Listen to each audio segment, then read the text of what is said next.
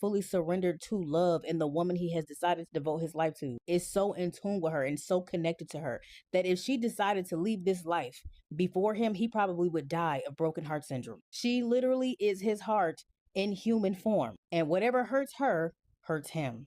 Okay. And on my page, I have talked about timeline shifts and the difference of time between men and women. Men have to shift their minds to be emotional and to love. So if a man has made that shift, whether it was voluntary or involuntary, for a woman he really loves, he is in a very vulnerable state. And a lot of men in the past have surrendered themselves in that way to a woman and have gotten hurt beyond repair. That's why you hear a lot of women say men only love one time, or men only love maybe once or twice. Some men don't love at all because the first woman to really hurt them in that way was their mother. So they understand the pain that can come when you love a woman who wants to hurt you. And they'd rather never experience that than put themselves on the front line like that again. So again, a man can love you and not be fully surrendered and in love with you. And a man can be so in love with a woman and still not choose to be with that said woman because it's safer for him to go do something else. That man will slide about that woman. Like if somebody tried to do something to that woman, that man would happily do a 20 to 50 year bid and would not think twice. And the man that was in love with me did not like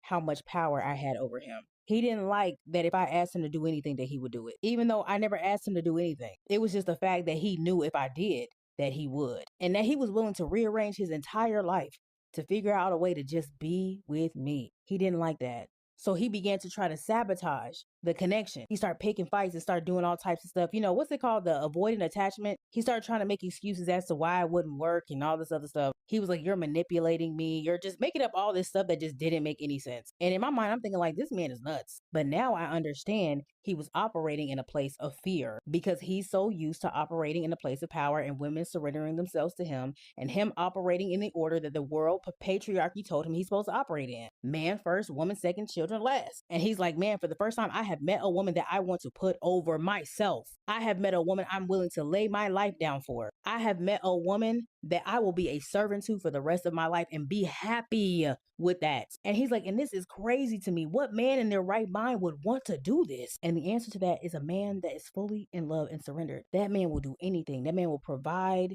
Even if that man got nothing, he will make something out of nothing for that woman. That's why a lot of women will be confused and be like, oh, well, this man loves me. He does this. He does a little that. He does a little, baby. If that man loved you, he is moving water for you. You want the ocean? He'll bring the ocean to your backyard. As impossible as that sounds, he gonna do something. And it's confusing sometimes because a man who's not really in love with you can still perform as though he is in love. And he can show up as though that is the case. He can still be devoted to a fault. He can even be faithful to you and start a family with you and et cetera, but